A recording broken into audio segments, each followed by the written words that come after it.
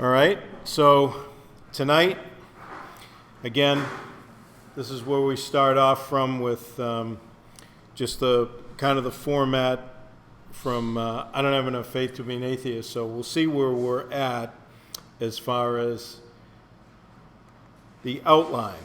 So essentially, we're going through the 12 key points. We're at number 3, okay? These are the rest of them that we'll get to, but we're on point number 3. It's true that the theistic God exists. Now, we had gone through last time the cosmological argument, which is the first argument from God, that God exists. The universe exists. The universe is not eternal. It had a beginning, therefore it had to have a beginner.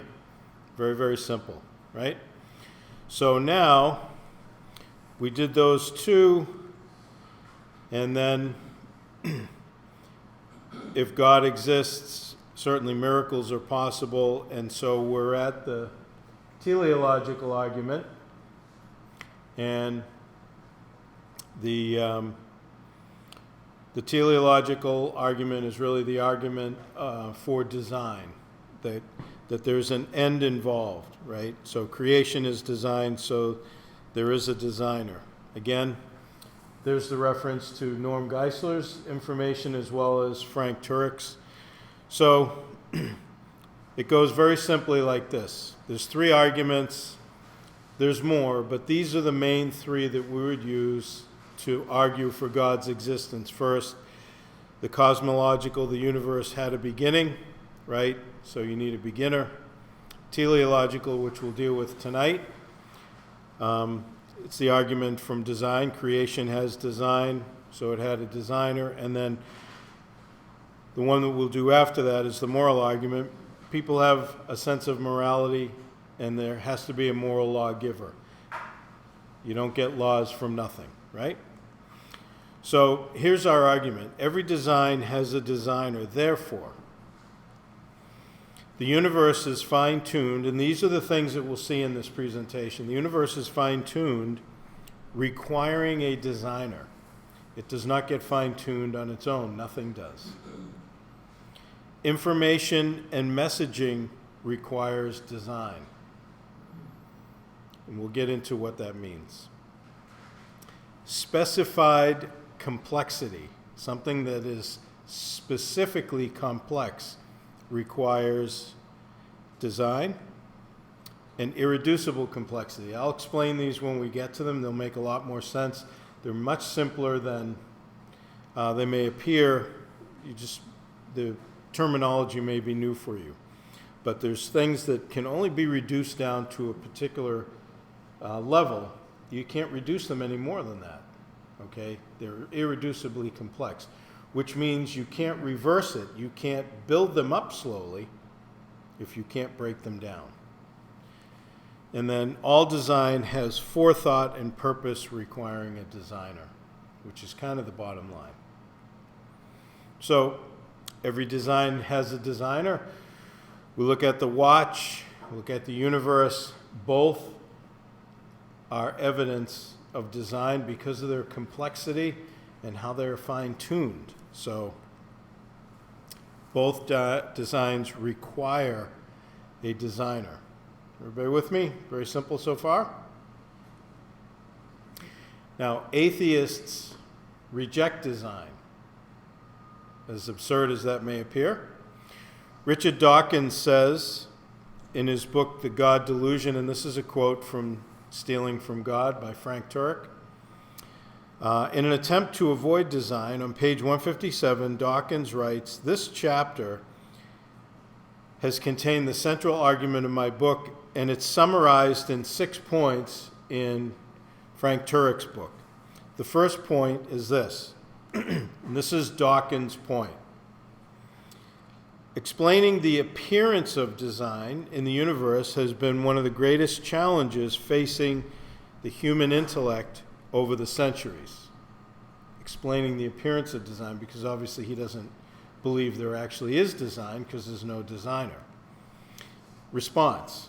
This would be a response that we would give. If scientists can't trust what they observe as obvious design, How can they trust any other of their observations?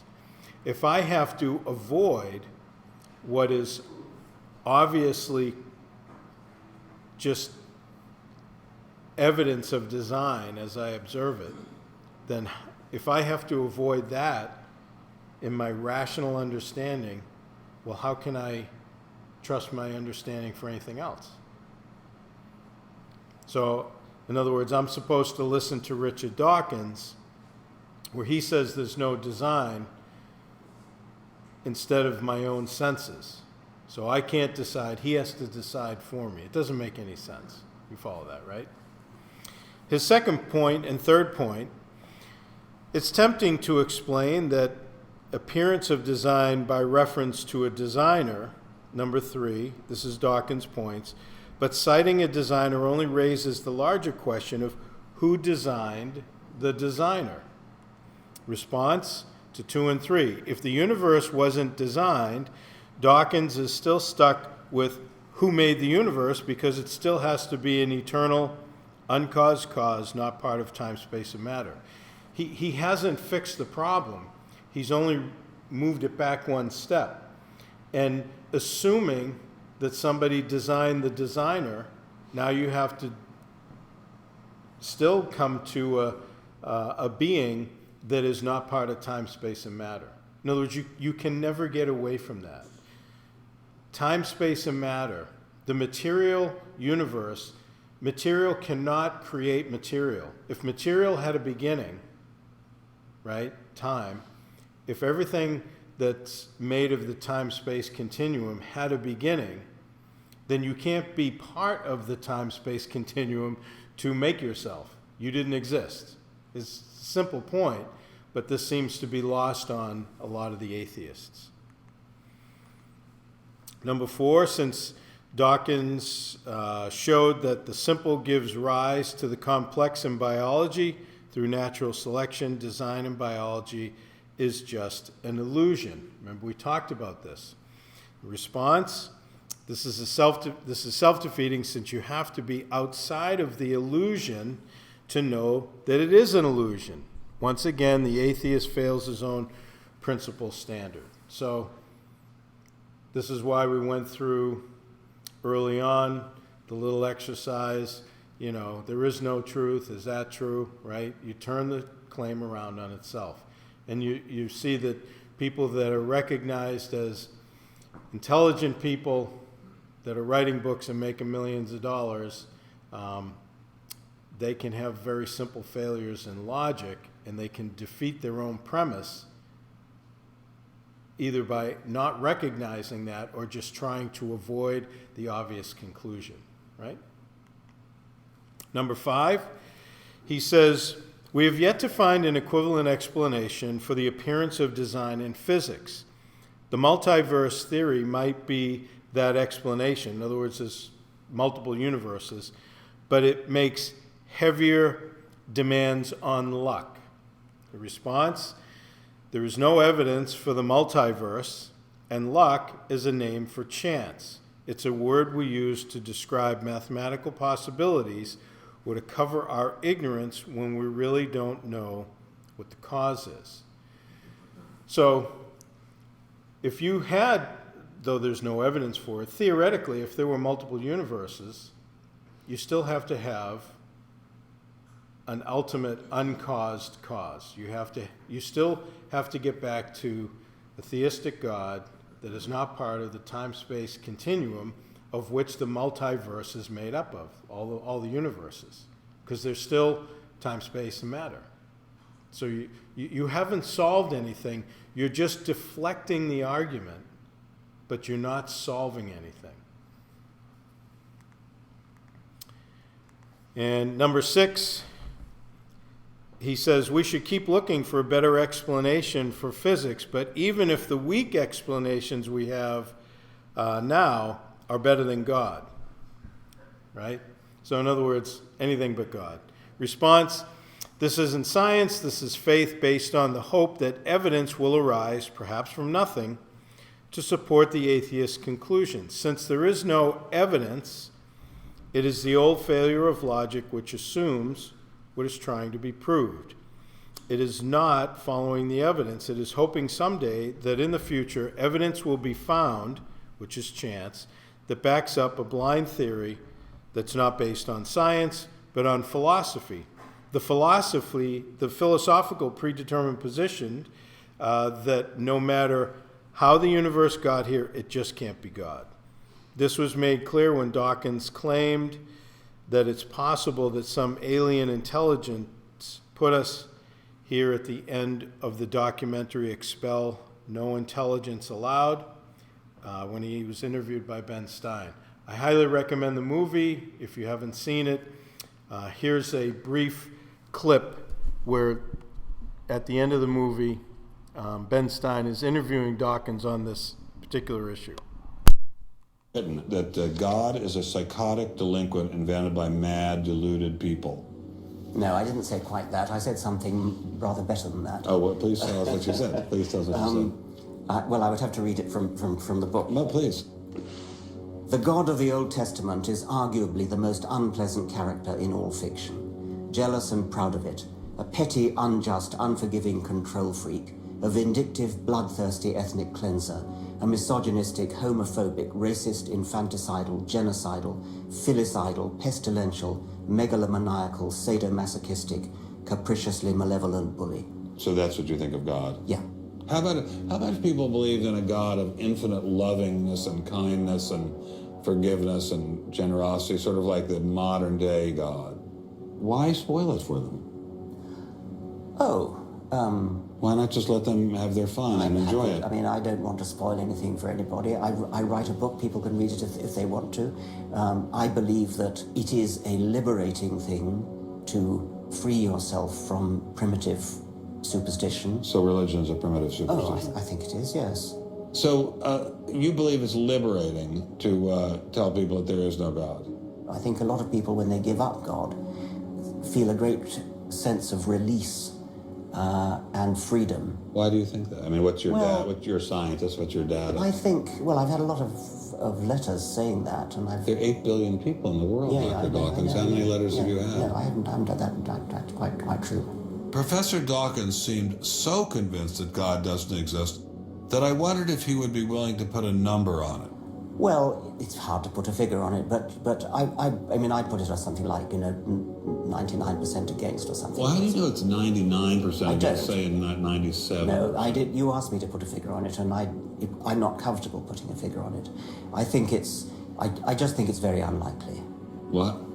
But you couldn't put a number on it? No, of course not. No. So it could be 49%. Well, it would be. I mean, I think it's unlikely, but it's quite far from 50%. How do you know? I don't know. I mean, I put an argument in the book. Well, then who did create the heavens and the earth? Why do you use the word who? You see, you immediately beg the question by using the word who. Well, then how did it get created? Well, by a very slow process. Well, how did it start?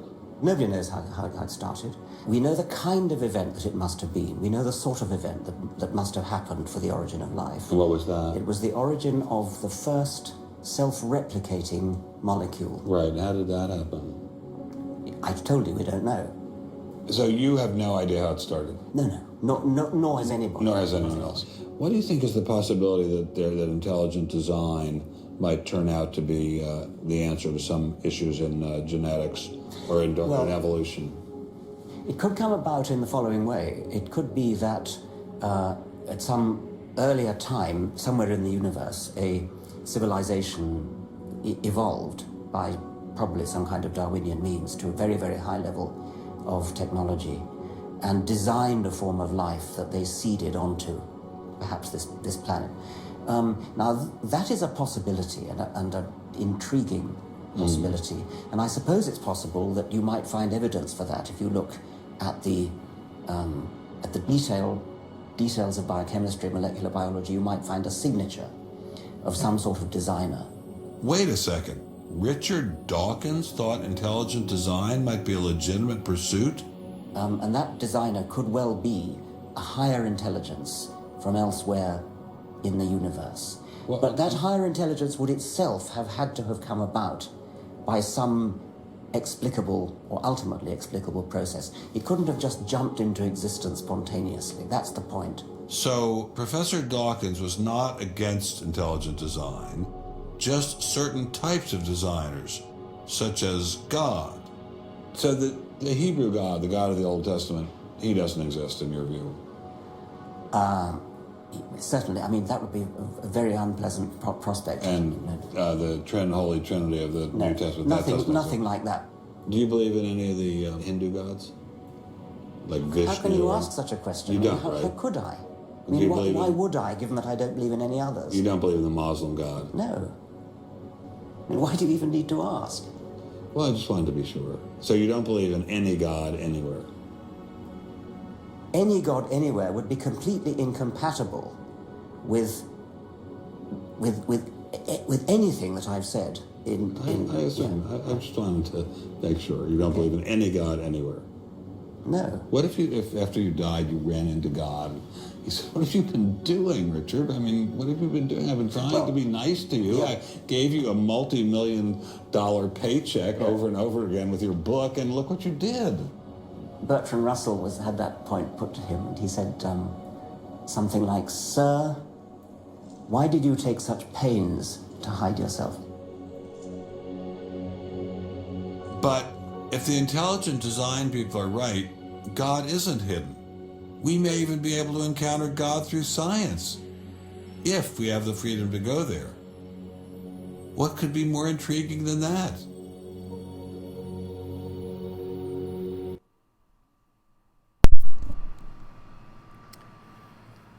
Well, that's Richard Dawkins, if you've never seen him before.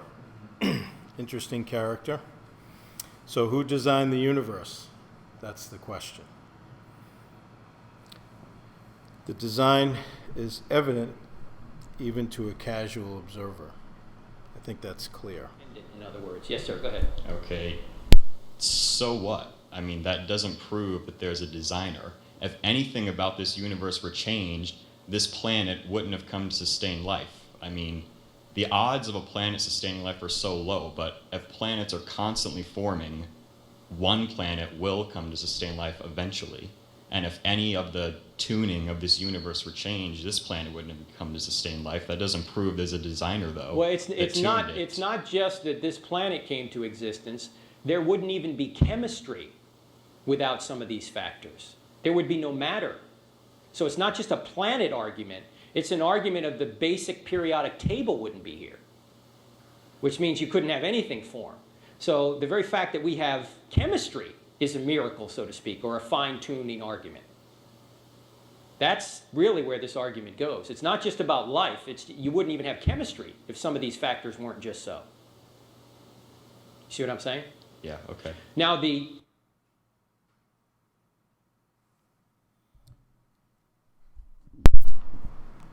So the fine-tuning argument is the first one that we're going to go through. And this is tremendous evidence for design. Now, when we talk about intelligent design, when we get into it, intelligent design is a scientific endeavor. It is not creationism. Creationism comes from the Bible, and, it's taught in Genesis that God, the Old Testament, right, that God created the heavens and the earth, and then you understand creation based on what the Bible is saying. But from a scientific endeavor, there are scientists within the intelligent design movement, right? Their goal is to look at what is there and then argue effect back to cause, and then come to the place where basically design is evident. In other words, what you're seeing, what you're studying, cannot exist unless there is design. In other words, there's an inference to design, and then the inference of design leads you to the fact that there is an intelligence behind it. So there are people within the intelligent design movement, they're not Christians. I mean, some of them are, some of them aren't. And, there's agnostics within the movement. And so the reason that they're in it is because from their position, they know that Darwinian evolution is not scientifically possible. It's not even plausible. So what they've done is they've joined a movement in saying that everything that we understand that exists has evidence of design. In other words, biological systems are evidence of design because of their complexity. And because of that, that's why they're part of that movement. And it's a growing movement. The problem is that it always gets bad press because from an atheistic evolutionary standpoint, they look at it and they say, oh, it's just masquerading as creationism, which it's not. They're two different things. Now, you can get to creationism from intelligent design, but that's not what it is, because intelligent design is not saying who did the design. They're just saying this can only exist because it has the marks of intelligence, okay? So it's a scientific endeavor, it's not a religious endeavor, all right? So, but, as a Christian, we would look and say, well, of course there's intelligence because God's the intelligence behind it, which is a very simple step for us, okay? So the universe being designed and fine-tuned is called the Anthropic principle. Anthropos, which is man, right? Anthropology, the study of man. So everything is fine-tuned for our existence, all right? So it says, this is from I Don't Have Enough Faith to Be an Atheist. The extent of the universe's fine-tuning makes the anthropic principle perhaps the most powerful argument for the existence of God. It's not that there are just a few broadly defined constants that may have resulted by chance. No, there are more than 100 very narrowly defined constants that strongly point to an intelligent designer. That's why it's one step away, obviously, from the God of the Bible. Now, any theistic God, it's one step away because that would require an intelligent designer. I love these little cartoons. From galaxies and stars, down to atoms and subatomic particles, the very structure of our universe is determined by these numbers. These are the fundamental constants and quantities of the universe.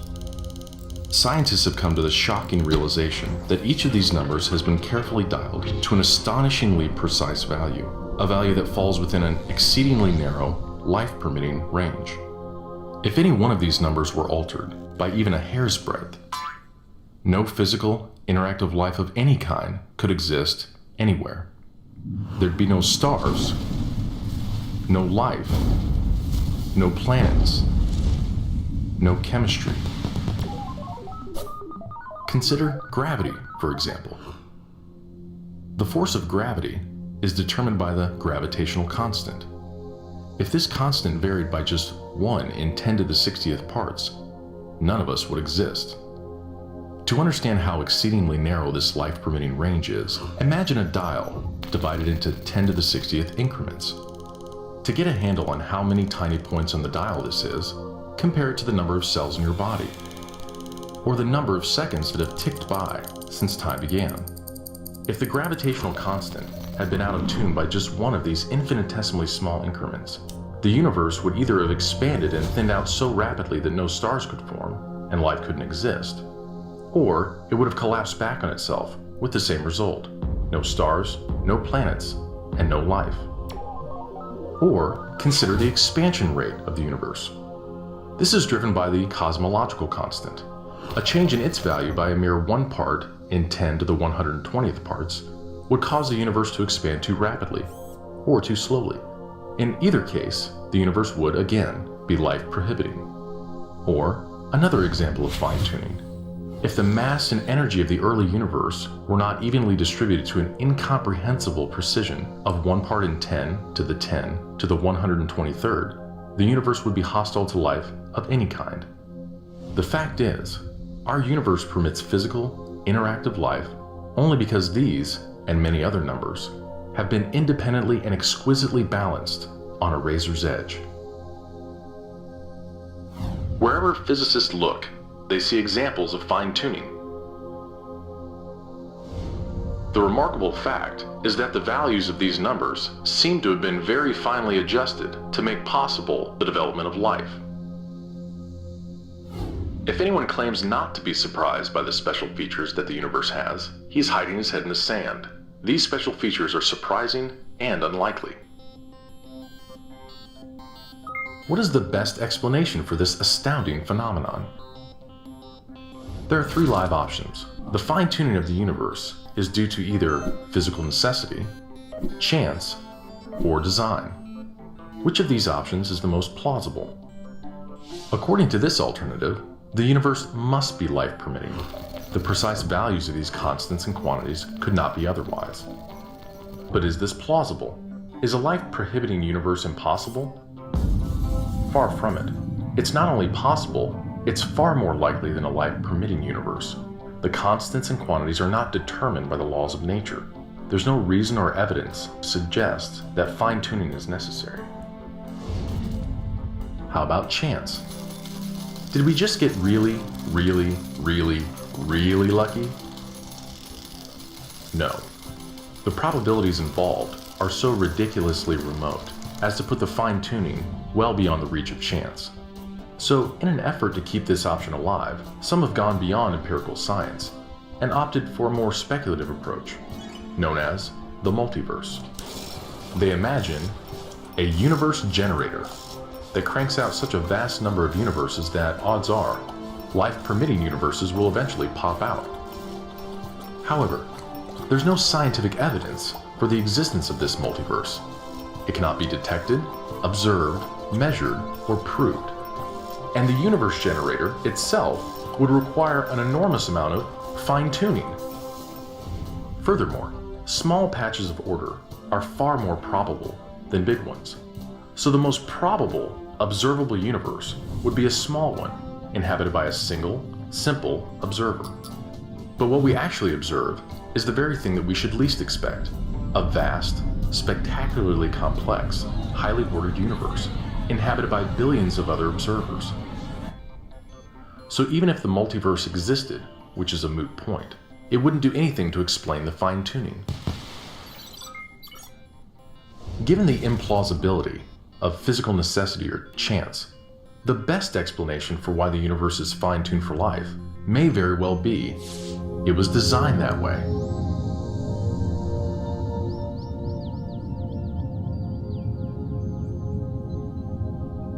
A common-sense interpretation of the facts suggests that a super-intellect monkeyed with physics, and that there are no blind forces worth speaking about in nature. The numbers one calculates from the facts seem to me so overwhelming as to put this conclusion almost beyond question. There is for me powerful evidence that there is something going on behind it all. It seems as though somebody has fine-tuned nature's numbers to make the universe. The impression of design is overwhelming. The heavens declare the glory of God. The skies proclaim the work of his hands. Day after day they pour forth speech. Night after night they reveal knowledge.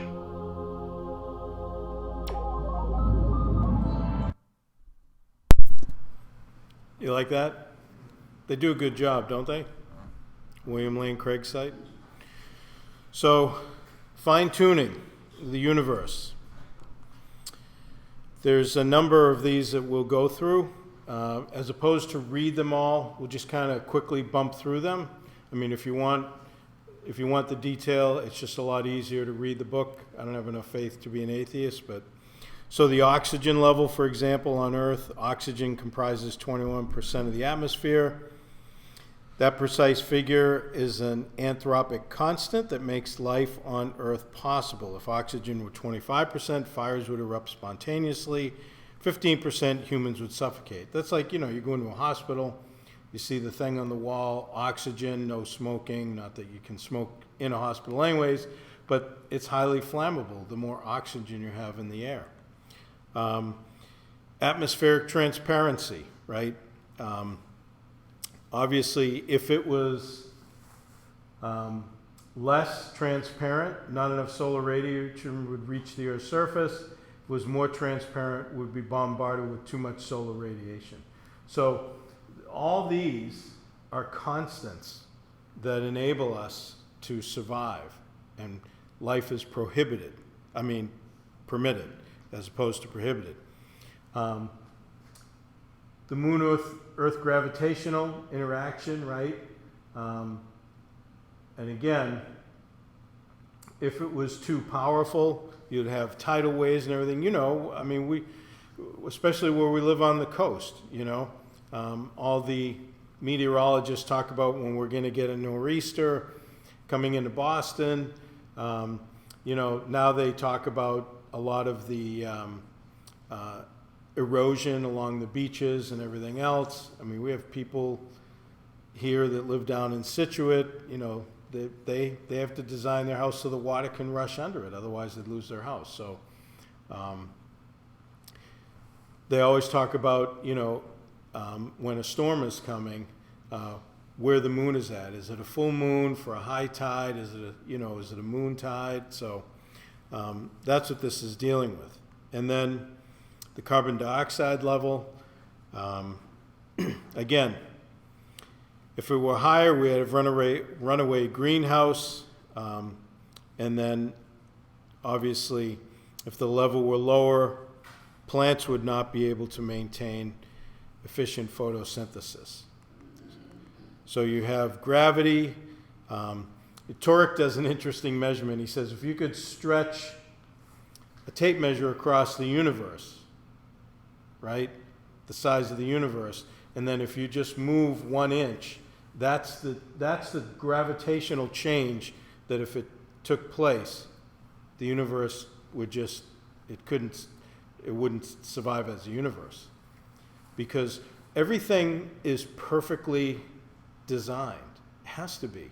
You can't have all these things just so happen, right? Centrifugal force, right? Planetary movement, right? Everything is held in orbit perfectly. Otherwise, we'd never be able to send the Mars rover to Mars. It would miss it. Everything can be calculated.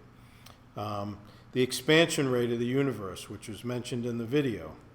You have the laws of physics, right? Any slight variation would throw everything off. Water vapor levels, same thing. Everything has to be perfectly balanced. Jupiter, big planet. It's the cosmic vacuum cleaner that attracts all the other stuff to it so that we don't get hit. It's like, the New England Patriots could have used Jupiter defending Tom Brady on the front line last year. They had a little trouble now and then, right? So the thickness of the Earth's crust, right? The crust moves, pressure escapes. That's what creates volcanoes and all that other interaction. The movement is necessary, right? If the crust was too thick, you couldn't get the release. If it was too thin, you'd have just all this volcanic activity everywhere. The rotation of the Earth, right? It's perfect with 24 hours. If it was too great, right, the temperature differences if it was slower, the temperature difference would be too much. If it was shorter, then atmospheric wind velocities would be too much. So the 23-degree axis that the Earth is on allows it to have the seasons and the temperatures the way they are. Atmospheric discharge, lightning, the nitrogen in the air. That's why your lawn does better if it rains as opposed to you watering it, because the rain brings nitrogen into your lawn. Seismic activity, right? Kind of related to earthquakes and everything else, even what happens in the ocean floor. Where are on the universe? What do I mean by that? Well, if you take a look at our solar system, for example, where are we? There we are right there, third rock from the sun, right? Third rock from the sun, there's Earth. Well, if we were just a little bit closer to, a little bit further away from the sun, we wouldn't be here. If the axial tilt wasn't 23 degrees of this planet, we wouldn't be here. If the Earth's rotation was not 24 hours, we wouldn't be here. The universe is precisely tweaked to support life on Earth. This is called the Anthropic principle in science. That the universe is so precise, just as it is, that if any one little thing were altered, man, anthropos, wouldn't exist. If the gravitational force were altered by 1 part in 10 to the 40, we wouldn't be here. If the expansion rate of the universe slowed down by 1/1,000th, 1/1,000,000th more slowly than it is now, we wouldn't be here. If Jupiter wasn't in its current orbit, we wouldn't be here. See Jupiter? There it is, right there. Why? Because Jupiter acts as a cosmic vacuum cleaner. Its gravitational force is so great that it attracts all the cosmic space junk, all the meteors, to it rather than us. In fact, if Jupiter didn't have one of its 63 moons, we might not be here. Take a close-up look at Jupiter. See Jupiter here? You see those purple marks on Jupiter? What are those purple marks? Those purple marks are comet fragment strikes that are bigger than the Earth. Thank God for Jupiter. Because without Jupiter, we wouldn't be here. In fact, you want to see how big Jupiter is? Check this out. There's Jupiter, right? Saturn, Uranus, Neptune. There we are. Earth, Mars, Venus, Mercury. Look at poor Pluto. You know, Pluto's been demoted recently. Did you hear that? Pluto is no longer a planet, according to scientists. I think it's size discrimination. I mean, here's poor Pluto. What does he take? 252 years to go around the sun? Something like that? And we just say, forget about it. Forget about it. You're not a planet. Don't bother. Where do we get off saying that? They think that's cool. Take a look at this.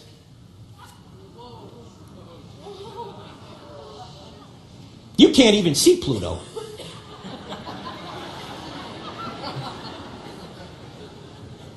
Now, this amazing solar system is amazing, but let me ask you a question. How big would our solar system be if we could take our galaxy and shrink it down to the size of the continental United States? Our solar system would be the size of a quarter on the floor in the Nevada desert. A quarter! And how many galaxies are out there? According to scientists, billions. How much distance is between stars just in our galaxy? This is another anthropic constant. The amount of distance, the amount of miles between our star, the sun, and another star an average distance away is 30 trillion miles. You say, hey, that's a long way, Frank. How long is that? Let me put it in perspective. The space shuttle, when it's in orbit, goes around the Earth between 17 and 18,000 miles an hour. That's 5 miles a second. You got trouble getting to work in the morning? Take the space shuttle. You'll be there. I did a little calculation to try and figure out how long would it take us if we can get in the space shuttle at our star, the sun, and go to another star an average distance away, 30 trillion miles. How long would it take us? It would take us 201,450 years, going 5 miles a second. Which means if you had gotten in the space shuttle at the time of Christ, at our star, the sun, and started traveling to another star an average distance away, going 5 miles a second, you'd be less than 1/100th of the way there right now. The heavens are awesome. And the heavens are a clue to us as to who God is. In fact, February 1st, 2003, Saturday morning, President of the United States went into the Oval Office. They turned on the TV camera. Every major network carried his address. Saturday morning? Looked into the TV camera. He said, "My fellow Americans, our nation this morning has experienced a great tragedy. the space shuttle Columbia, upon re-entry into the atmosphere, burned up in the skies over Texas.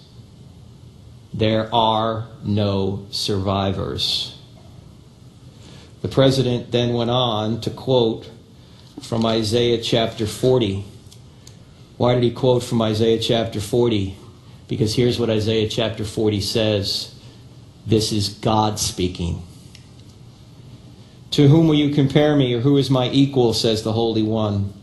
Lift your eyes and look to the heavens. Who created all these? He who brings out the starry host one by one and calls them each by name. Because of his great power and mighty strength, not one of them is missing. The president then went on to say, the same God that created all those stars and named all those stars knows the names of the 7 astronauts who perished today. We can all now pray that they are safely home. You want to know who God is? Remove all limits from your mind. That's God. You want to know who God is? Look to the heavens. What's in the heavens? You know how many stars are in the heavens according to scientists? The number of stars out there are about equivalent to the number of sand grains on all the beaches on all the earth. And to go from one sand grain to another sand grain, going 5 miles a second will take you over 200,000 years. The heavens are awesome. Only God is more awesome. Most of us Christians have the wrong idea who God is. We think God is like our cosmic bellboy. You know, we like go, God, you who I need help down here. Well, he's there for that, but he doesn't always do things the way we want him to do, does he? The same God that's holding all those stars together and running the entire universe might have something up his sleeve, so to speak, that isn't in your plans, right? He may do things that we don't quite understand because he's infinite and we're finite. Always keep that in mind. Why are you to make no graven image? Commandment 2. Because any image you make of God necessarily limits his majesty. You can't make anything that represents God because he's completely out of this world. The closest thing we know about it that was in this world is Jesus Christ himself. We saw him in his human form. We saw Jesus in his human nature, but he had a divine nature as well.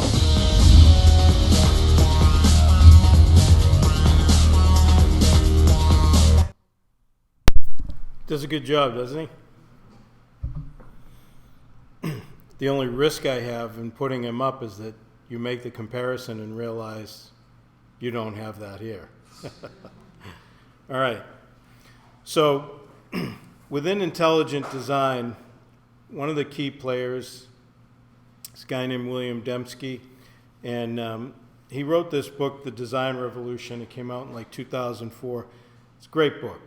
Again, if you just want to understand intelligent design. It's not creationism.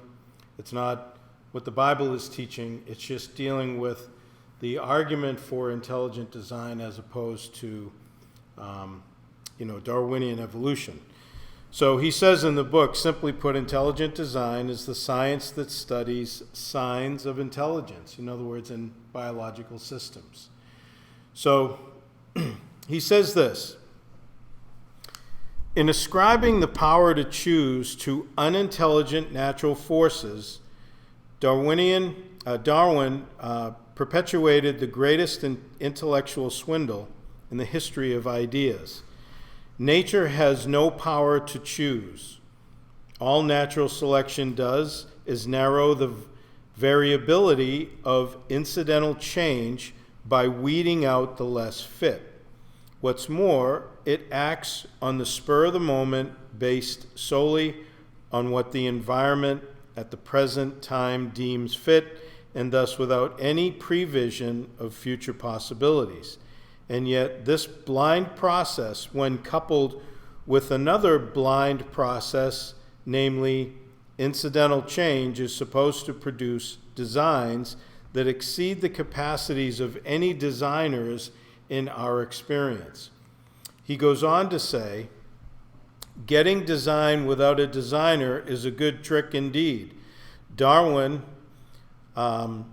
was like a magician performing far enough away from his subjects that he could dazzle them until somebody starts handing out binoculars. Darwin's idea was a good trick while it lasted, but with advances in technology as well as the information and life sciences, especially molecular biology, the Darwinian magic gig is now up. It's time to lay aside the tricks, the smoke screens and the hand waving, the just so stories and the stonewalling, the bluster and the bluffing, and to explain scientifically what people have known for all along, namely, why you can't get design without a designer. That's where intelligent design comes in. So, again, it's great reading if you like that kind of thing, if you want to dig in a little deeper. So now we get to information and messaging, which requires a designer. So information is intentional, right? Information is the communication of something between, right? So intentionality reveals purpose. And then purpose is the result of a will. You see, you're working back to somebody that's doing something, or in this case, communicating information. Messages require a mind. Minds determine messages. Messages are from intelligence. So this is a very, very simple and logical flow of thinking, which you just can't get information from non-intelligence. It doesn't work like that. So, for example, if you walked in the woods and you saw this on a rock, would you think that maybe the wind blew or, erosion over the years? No. It's the result of random wind blowing? No. You know it has to be somebody had a purpose because they're communicating something. Now, if that did happen, if somehow the random wind blowing ended up putting that on the rock, right, and it actually did say that, would that be a message? No, because it's not attempting to communicate anything. It just happened. But the fact that somebody does it intentionally, and which is obvious by what we know, then it has to come from a mind. That's what messaging and information is all about. So that's where we get specified complexity.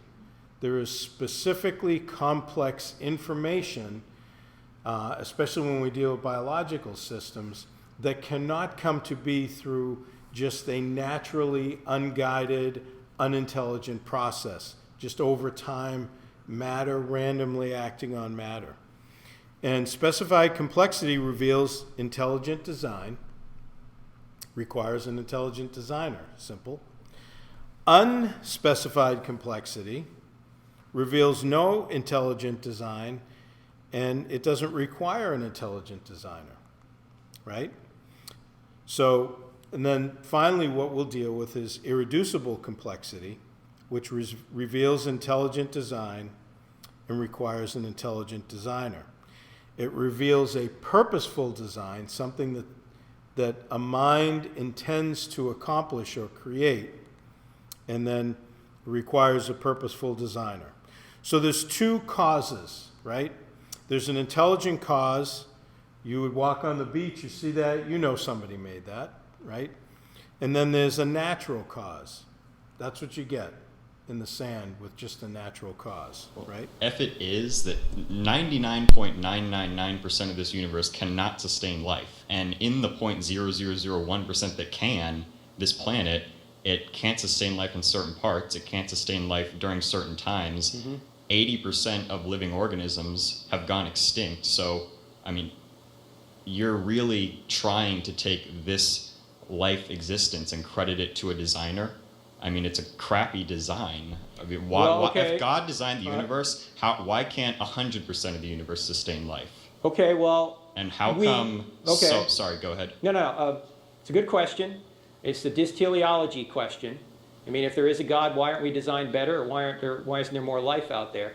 Well, first of all, there's no way of knowing without knowing the intentions of the designer. I'll give you an example. Stephen Jay Gould, who was an evolutionist who taught at Harvard University for many years, wrote a book called Panda's Thumb. And what's Panda's Thumb? Well, he was saying that the panda had a very bony protrusion that came out of its hand. It wasn't an opposable thumb like we have. And he thought that this was not an adequate design for a panda. Well, there's no way you can know whether it's an adequate design or not unless you know the intentions of a designer, right? You'd have to know what the intentions were to say whether or not the thumb it had was good enough. Well, it turns out that thumb allowed the panda to strip bamboo and eat. It didn't allow the thumb to write books on a typewriter like Gould did. Okay, well, so what? Because something is not designed perfectly doesn't mean it isn't designed. Your car is not designed perfectly, but somebody designed it. And in a world full of a fallen world like we have, a material world, there are, engineers call it optimization. This laptop is designed for running these presentations, but it can't run NASA. Why? There's not enough computing power in here. So you wouldn't say that this laptop, it has crappy design because it can't run the whole NASA program. But you might say it has good design for being carted around the country and running PowerPoint presentations. What is the intention of the design? You can't say something has bad design unless you know the intention of a design. You can't say a car is not designed properly because it doesn't carry 15 passengers if it wasn't designed to carry 15 passengers. It was a Volkswagen Beetle is intended to carry a half a person, right? Okay, it's not designed to carry 15. You can't fault it. You have to know the intentions before you can say something's not designed properly. So that's what we mean by intention, right? Design is intentional. It just depends on what the intention of the design is. So this is specified complexity, right? I don't know that we even have skywriters anymore, but if you saw that, you know that somebody is intentional in communicating drink Coke, right? So unspecified complexity is this, right? Doesn't require an intelligent designer, and it's a non-repetitive action that's just random. That's what you get. Specified complexity. Now you know that's not from the blowing sand, right? Requires an intelligent designer and is not a random occurrence. Unspecified. No designer, non-repetitive and random. Specified. Requires an intelligent designer. You get the idea. That's the difference. So, design is from an intelligent being, right? So we'll get Frank to explain this again. But the genetic code is like that, right? You get a 4-letter alphabet that strings together this code, requires intelligence. He'll go in to explain it. And again, you go from non-living matter to living matter, you have to design it. It's very, very specific. An amoeba, they used to think it was just a little piece of protoplasm. Now they know it's much more complex. And then it has 1,000 volumes of information in it. If you had 1,000 volumes of an encyclopedia, that's what's in that, right? The first life requires an intelligent cause. Not only is the universe amazing, but so are you. You know what this is? This is a one-celled amoeba. This is the amoeba that the Darwinists say we all evolved from. You heard of the theory of macroevolution? From the goo to you via the zoo? This is the goo. Or from the infantile to the reptile to the crocodile to the gentile? This is the infantile. Now, in Darwin's day, that amoeba was thought to be a very simple, simplistic little blob of protoplasm. Wasn't anything too complicated. Maybe it could have come together by natural forces. Today we know otherwise. How do we know otherwise? Well, in order for me to explain it to you, let me take you to your breakfast table. How many people in here like alphabet cereal? You like alphabet cereal? Let's suppose you're a kid. You want to have a bowl of alphabet cereal? You come downstairs one morning to have a bowl of alphabet cereal. You get to the kitchen. You see the alphabet cereal is knocked over and on the placemat, the letter spelled, take out the garbage. Mom. What are you going to assume? The cat knocked the box over? Earthquake shook the house? No, you're going to say that's intelligent design from an intelligent being. Mom. Right? Or let's suppose you're laying out on the beach one day and you look up in the clouds and you see drink Coke. What do you assume? Unusual cloud formation? Wind coming from the north? Oh, it's cloud evolution. No, you immediately go, I don't see a skywriter up there, but there had to be one. Why? Because that's intelligent design from an intelligent being. Natural laws don't make messages like that.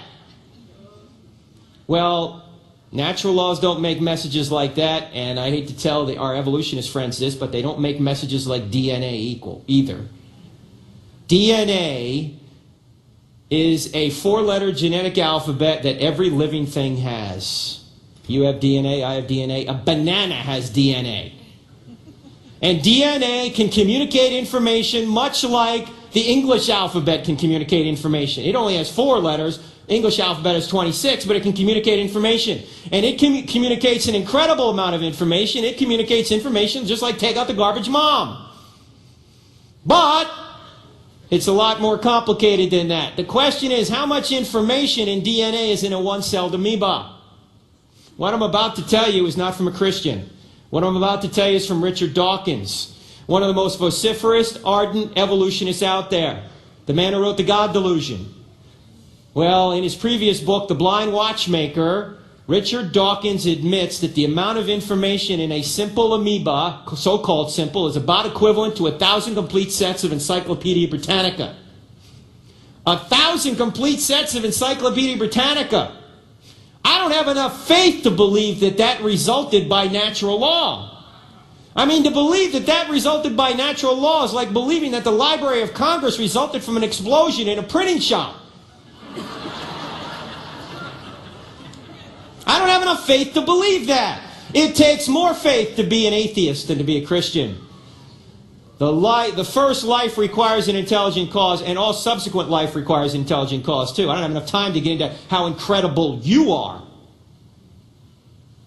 You know how many cells you have in your little toe, for example? Give you a visual. Just look at your little toe, ladies.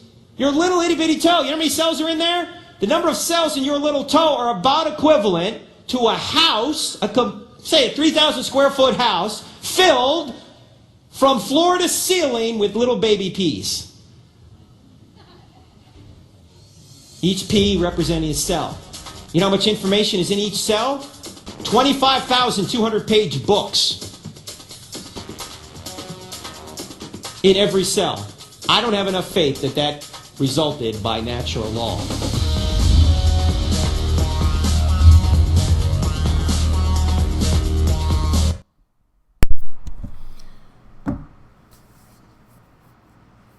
Good, right? Now you know where I get my slides. I steal a lot from Frank as well as Norman Geisler. So, any questions so far on what we've gone over? It's pretty clear, right? Pretty simple stuff. But this is, though this is very rational, makes logical sense to us, right? But then again, we're Christians. We're trying to think logically.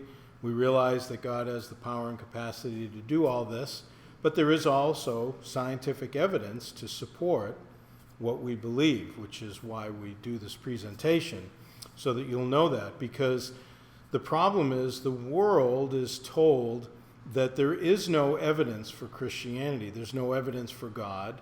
And so they live on basically slogans and sound bites that they hear, on different TV stations or, at school and all that. So we need to be able to take some of this and harness it so that we can help people understand not only what they believe does not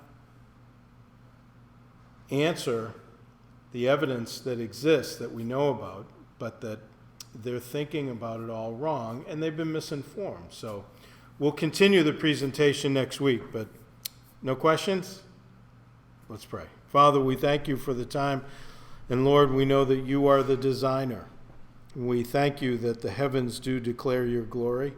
We ask that you would continue to open up our hearts and give us understanding, Lord, that we can be able to share our faith with others and provide the evidence for why we believe what we believe. We ask it in Jesus' name. Amen. God bless you guys.